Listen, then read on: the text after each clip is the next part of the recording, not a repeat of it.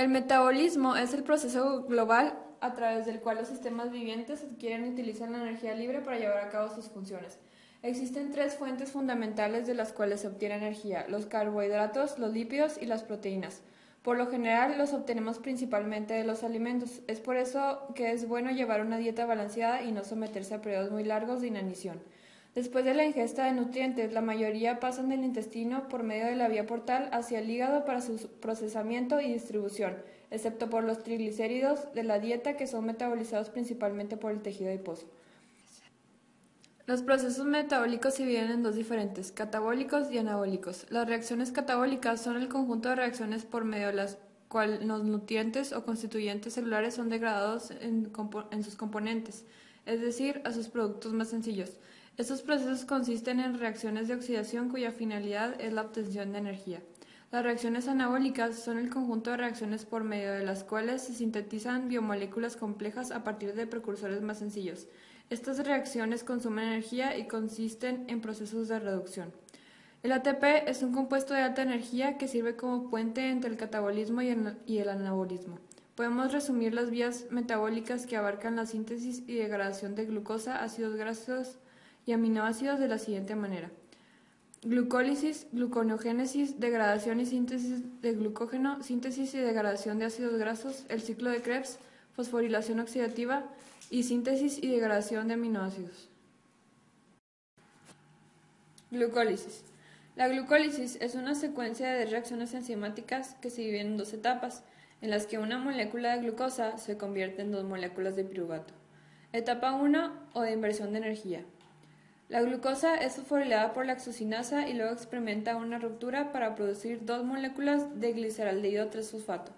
En esta etapa se gastan dos ATPs en las reacciones 1 y 3. Etapa 2, o de recuperación de energía. Las dos moléculas de gliceraldehído 3-fosfato se convierten en piruvato, generando además 4 ATP. La ganancia neta es de 2 ATP. La principal enzima que regula la glucólisis es la fosfofructosinasa, enzima que genera fructosa 1,6-bifosfato. Gluconeogénesis. La gluconeogénesis es la formación de glucosa a partir de precursores que no son hidratos de carbono, como el lactato, piruvato, glicerol y derivados de aminoácidos, que serán transformados a oxalacetato para poder entrar a la vía. Ocurre principalmente en hígado y en menor medida en el riñón. El glucógeno se sintetiza en función de la demanda de glucosa y ATP. Primero la glucosa es transformada en glucosa 6-fosfato gastando una molécula de ATP. A continuación se transforma la glucosa 6-fosfato en glucosa 1-fosfato. Luego la glucosa 1-fosfato se transforma en UDP. Glucosa con el gasto de un UTP. Finalmente, la glucógeno sintasa que no gasta ATP va uniendo UDP-glucosa para formar el glucógeno por enlaces alfa-1,4, liberando un nucleótido UDP, el cual se volverá a reutilizar, y la enzima ramificadora de glucógeno se encarga de ramificar la cadena con enlaces glucosídicos alfa-1,6.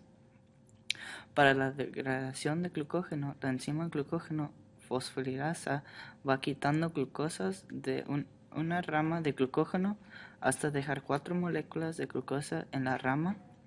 La glucotransferasa toma 3 de estas glucosas y las transfiere a la rama principal, y por último, la enzima desramificante quita la molécula de glucosa sobrante en la reacción. Síntesis y degradación de ácidos grasos. El principal precursor de los ácidos grasos es el malonil coenzima A, una molécula que aporta 2 de sus 3 átomos de carbono al esqueleto carbonado del ácido graso en crecimiento. El malonil coenzima A proviene a su vez del acetilcoenzima A.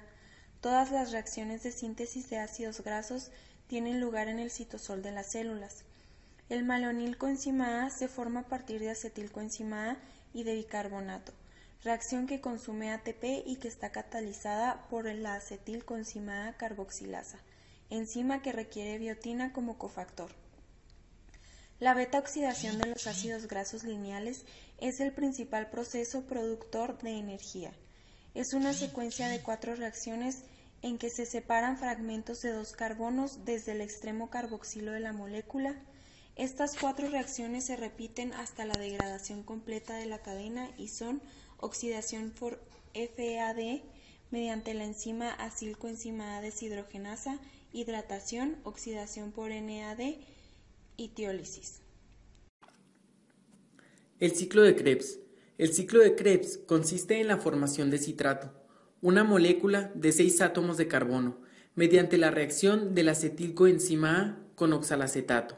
El citrato sufre algunas transformaciones químicas hasta llegar a formar otra vez oxalacetato.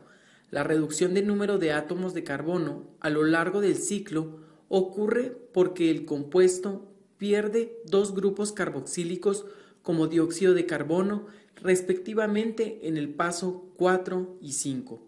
Todos los pasos son catalizados por enzimas. Las enzimas son reguladoras, son el complejo de la piruvato deshidrogenasa que sintetiza el acetilcoenzima A necesario para la primera reacción del ciclo a partir de piruvato, procedente de la glucólisis o del catabolismo de aminoácidos. También las enzimas citrato sintasa, isocitrato deshidrogenasa y alfa-cetoglutarato deshidrogenasa, que catalizan las 3 primeras reacciones del ciclo de Krebs, son inhibidas por altas concentraciones de ATP. Esta regulación frena este ciclo degradativo cuando el nivel energético de la célula es bueno. La fosforilación oxidativa. El NADH y el FADH2 formados en la glicólisis, en oxidación de los ácidos grasos y en el ciclo del ácido cítrico, son moléculas ricas en energía porque poseen un par de electrones con elevado potencial de transferencia.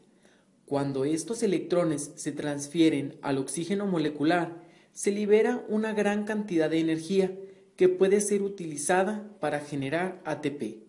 La fosforilación oxidativa es el proceso por el que se forma ATP como resultado de la transferencia de electrones desde el NADH o del FADH2 al O2 a través de una serie de transportadores de electrones.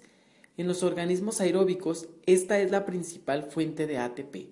La fosforilación oxidativa genera 26 de las 30 moléculas de ATP que se forman cuando la glucosa se oxida completamente a dióxido de carbono y agua. Síntesis y degradación de aminoácidos. Todos los aminoácidos no esenciales, a excepción de la tirosina, se sintetizan a partir de los intermediarios metabólicos comunes piruvato, oxalacetato, alfa-cetoglutarato y fosfodiglicerato. La tirosina se sintetiza por la hidroxilación en un solo paso del aminoácido esencial fenilalanina. La alanina, asparagina, aspartato, glutamato y glutamina se sintetizan a partir de piruvato, oxalacetato y alfa-cetoglutarato. La síntesis de cada uno de los aminoácidos es una reacción de transaminación de un solo paso. La asparagina y la glutamina se sintetizan respectivamente a partir de aspartato y glutamato por amidación dependiente de ATP. El glutamato es el precursor de la pronina, ornitina y arginina. La conversión de glutamato en prolina comprende la reducción del grupo gamma-carboxilo a aldehído. Una vía de 3 pasos conduce el glutamato en ornitina para luego transformarse en arginina por medio de las reacciones del ciclo de la urea. Por su lado, la serina, cisteína y glicina derivan del 3-fosfoglicerato. De los aminoácidos esenciales tenemos a los que se sintetizan a partir del aspartato, que son la lisina, metionina y treonina. Los provenientes del piruvato, la leucina, isoleucina y valina. Los aminoácidos aromáticos fenilalanina, tirosina y triptófano se sintetizan a partir de fosfoenolpiruvato y eritrosa 4-fosfato. La síntesis de histidina parte de una purina. La mayoría de sus carbonos deriva del 5-fosforribosil alfa-pirofosfato y su sexto carbono del ATP. El hígado es el sitio de compensación metabólica central del cuerpo. Mantiene las concentraciones apropiadas de los combustibles circulantes para su empleo por otros tejidos. Una de las funciones principales del hígado es actuar como regulador de la glucosa mediante la captación y liberación de glucosa en respuesta a hormonas y la propia concentración de glucosa. Cuando la glucosa sanguínea alcanza 6 milimoles, el hígado capta glucosa por conversión a glucosa 6-fosfato, reacción catalizada por la glucosinasa, una isoenzima hepática de la hexocinasa. La glucosa 6-fosfato posee varios destinos alternativos en el hígado dependiendo de la demanda de glucosa. La glucosa 6-fosfato puede convertirse en glucosa por la acción de la glucosa 6-fosfatasa para su transporte por los órganos periféricos a través del torrente sanguíneo. Cuando la glucosa sanguínea está por debajo de 5 milimoles, la glucosa 6-fosfato puede convertirse en acetilcoenzimada mediante la glucólisis y la acción del piruvato deshidrogenasa, y posteriormente puede llegar a convertirse en ácidos grasos si entra al ciclo del ácido cítrico o la fosforilación oxidativa. La glucosa 6-fosfato se puede convertir en glucógeno cuando la demanda de glucosa del organismo es baja.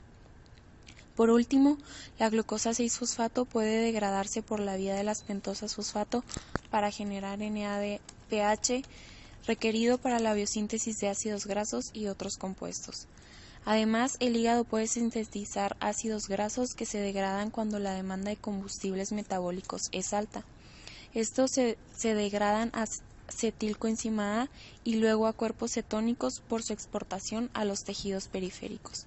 Por último, el hígado degrada aminoácidos para aportar una variedad de intermediarios metabólicos que pueden oxidarse por completo a dióxido de carbono y H2O o convertirse en glucosa o cuerpos cetónicos.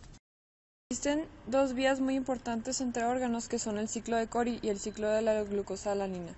En el ciclo de Cori, el ATP que impulsa la contracción muscular se genera por medio de la fosforilación oxidativa o mediante el catabolismo de la glucosa en lactato, que luego se transfiere a través del torrente sanguíneo al hígado, donde se convertirá nuevamente en piruvato por la lactato deshidrogenasa, y luego en glucosa mediante la gluconeogénesis. El ciclo de la glucosalanina es similar al ciclo de Cori, con la alanina en lugar del lactato, que viaja desde el músculo hacia el hígado. Ciertas aminotransferasas utilizan piruvato como su alfa-cetoácido sustrato. La alanina, al llegar al hígado, sufre una transaminación que origina nuevamente a piruvato, que es un sustrato para la gluconeogénesis, y la glucosa resultante puede devolverse a los músculos para su degradación glucolítica. El grupo amino transportado por la alanina finaliza en el amoníaco o en el aspartato y puede emplearse para la biosíntesis de urea, por lo que el ciclo de la glucosalanina es un mecanismo para el transporte de nitrógeno desde el músculo hasta el hígado. Cerebro. En reposo, el cerebro consume el 20% de oxígeno, una tasa de respiración notablemente elevada. La mayor parte de la producción de energía del cerebro impulsa a la bomba sodio-potasio ATPasa de la membrana plasmática que mantiene el potencial de la membrana necesario para la transmisión del impulso nervioso. Bajo condiciones normales, la glucosa es el combustible principal del cerebro. Como las células cerebrales almacenan muy poco glucógeno, es por lo tanto un suministro continuo de la glucosa desde la sangre. Una concentración plasmática de glucosa menor que la mitad del valor normal de 5 milimoles provoca una disfunción cerebral. El músculo. Los combustibles principales del músculo son la glucosa, los ácidos grasos y los cuerpos cetónicos. El glucógeno es un aporte inmediato de energía para el músculo en actividad, ya que puede movilizarse rápidamente y la glucosa metabolizarse de manera anaerobia, por lo que es una fuente de energía muy importante en el músculo.